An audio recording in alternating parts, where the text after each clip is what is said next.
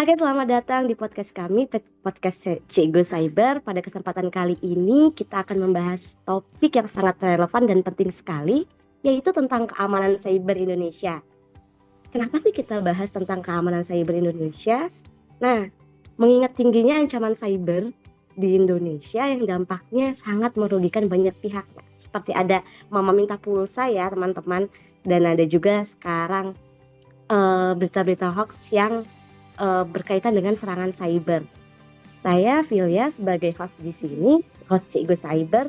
Saya akan didampingi dengan 4 calon dosen yang sangat kompeten, di mana mereka adalah calon-calon dosen dari Kemendikbud. Oke, kita akan berkenalan satu persatu ya dengan Bapak Ibu yang sudah hadir di sini. Boleh memperkenalkan dirinya. Silakan Bapak Ibu.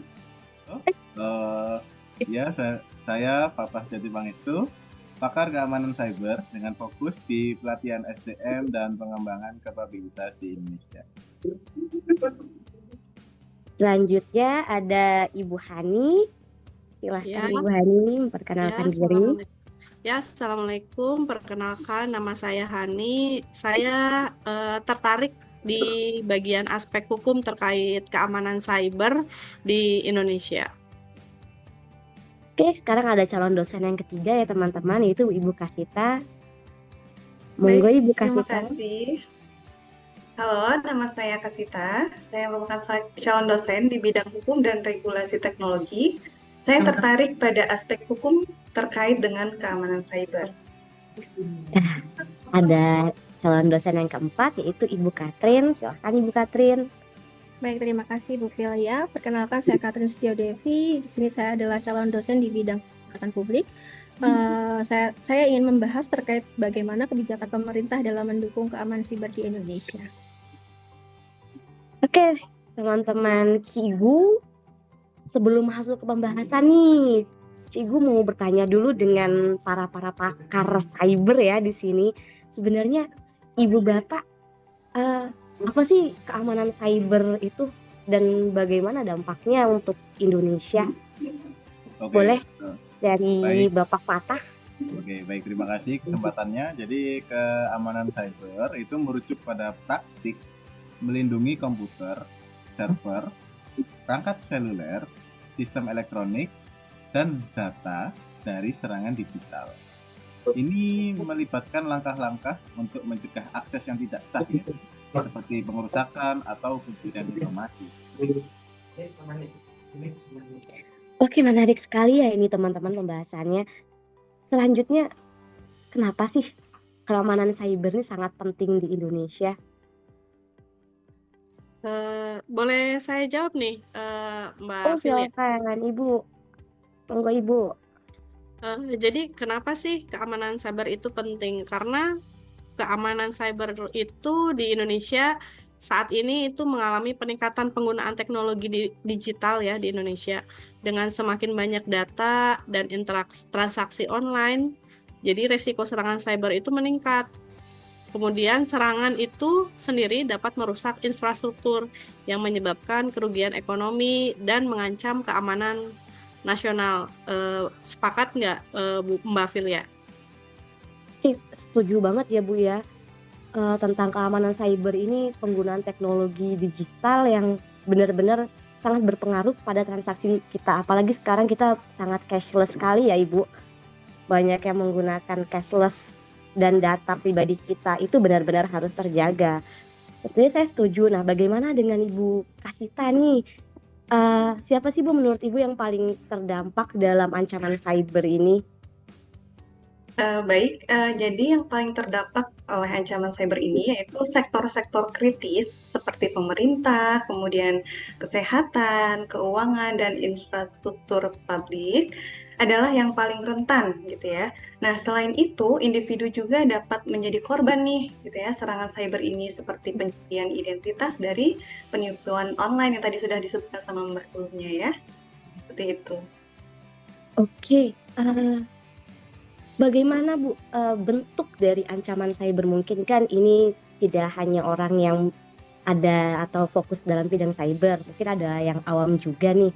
Menurut Bapak Ibu, bentuk ancaman cyber itu yang kita hadapi seperti apa sih sekarang ini? Oke, Bu Filia, saya coba jawab ya.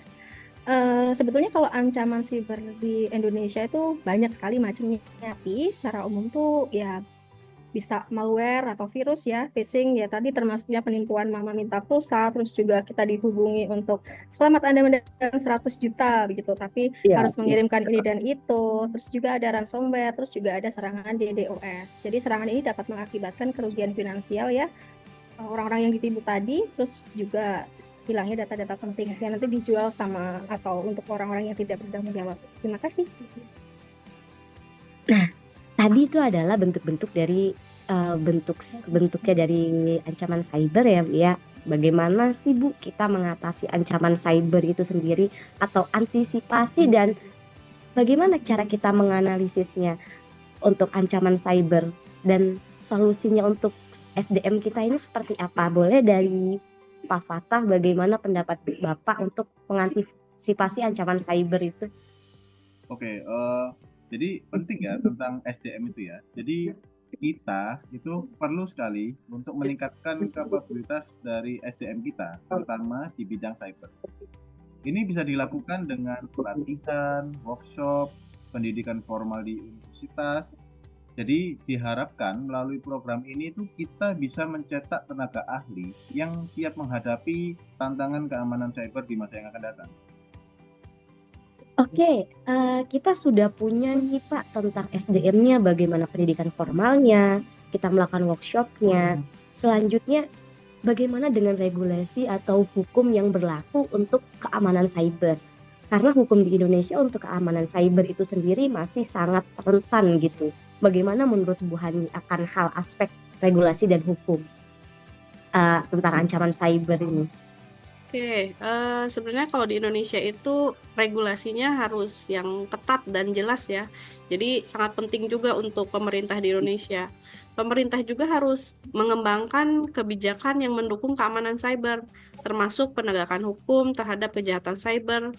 Karena kejahatan cyber mungkin di dalam dunia maya ya. Jadi harus lebih ketat lagi regulasinya dan itu juga termasuk kerjasama internasional. Kalau misalnya kita belum mumpuni, bisa kita lakukan kerjasama internasional untuk menangani serangan cyber lintas negara. Oke, berarti ini kebijakannya berbeda ya Bu dengan undang-undang ITE yang kita punya. Ya. Sebagai dosen dan sebagai calon dosen saat ini, menurut Ibu Kasita, bagaimana peran pendidikan dalam mengatasi ancaman cyber atau keamanan cyber di Indonesia? Ya, baik. Jadi kita semua tahu ya bahwa pendidikan itu adalah kunci gitu ya. Kita perlu menyusun kurikulum yang relevan, kemudian yang up to date gitu ya, serta mengintegrasikan keamanan cyber dalam setiap program studi teknologi. Selain itu, kampanye literasi cyber di kalangan masyarakat juga penting gitu ya untuk meningkatkan kesadaran mereka terhadap tadi ya isu-isu yang sudah berkembang tadi, penipuan-penipuan dan lain sebagainya. Seperti itu. Artinya kesadaran masyarakat itu dan literasi itu sangat penting ya Bu untuk peran pendidikan dalam kita mencari tahu tentang ancaman dan keamanan cyber di Indonesia. Nah, yang terakhir, bagaimana menurut Ibu peran pemerintah dalam mengatasi masalah cybercrime atau kriminalitas dalam cyber atau ancaman cyber di Indonesia? Bagaimana menurut Ibu? Oke, tadi seperti yang dinyatakan Bu Hani ya, bahwa kita harus ada kerjasama. Nah, di sini sektor atau pemerintah ya harus bisa bekerja sama dengan sektor swasta untuk membangun sistem pertahanan yang lebih kuat. Ya, ini di dalamnya itu termasuk investasi dalam teknologi dan infrastruktur. Terus juga bisa membentuk tim respons insiden yang efektif untuk menangani serangan siber. Begitu Ibu Vilya. Oke teman-teman, kita sudah mendapatkan ya kesimpulan dari regulasi dan hukumnya, lalu dari bidang pendidikan, tentang keamanan cyber dan tantangan-tantangan yang dihadapi dan langkah-langkah antisipasi yang akan dilakukan atau dapat dilakukan. Pesan-pesan terakhir nih dari Bapak Ibu calon dosen, bagaimana kita menangani tentang keamanan cyber ini, monggo bisa dari Bapak Fatah terlebih dahulu pesan-pesannya. Oke, baik. Jadi yang ingin saya sampaikan sebenarnya adalah saya ingin menekankan pentingnya kolaborasi antara pemerintah, swasta, dan masyarakat untuk membangun ekosistem keamanan cyber yang kuat. Jadi harus ada dari 3 aspek ini, pemerintah, swasta, dan masyarakat. Gitu.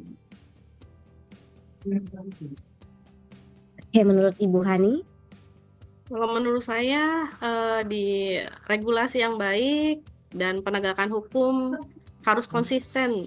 Jadi kalau dengan konsisten itu akan menjadi kunci untuk menciptakan lingkungan yang aman dari ancaman cyber. Kalau dari saya itu. Kalau menurut Ibu Kasita sendiri, bagaimana? Pesan-pesannya apa? Baik, kalau dari saya, kita itu harus menciptakan generasi baru yang terdidik gitu ya, dalam keamanan cyber, agar siap menghadapi tantangan di masa depan. Seperti itu. Yang terakhir, menurut Ibu Catherine, bagaimana pesan-pesannya untuk keamanan cyber Indonesia? Ya, ini mungkin yang paling penting ya, bahwa kesadaran dan edukasi tentang ancaman cyber itu menjadi tanggung jawab bersama, tidak hanya tanggung jawab pemerintah. Seperti itu, Bu Filia. Oke, teman-teman podcast Cikgu Cyber, kita udah dapat kesimpulannya ya, bahwa keamanan cyber itu penting sekali, tentunya dalam kolaborasi antar pemerintah, swasta maupun masyarakat untuk membangun ekosistem keamanan cyber. Lalu juga bagaimana regulasi dan penegakan hukumnya yang harus sangat kencang ya bagi keamanan cyber Indonesia. Lalu menciptakan bagaimana edukasi terhadap generasi baru tentang waspada ancaman cyber. Dan yang terakhir adalah edukasi dan kesadaran masyarakat itu sendiri terhadap ancaman cyber.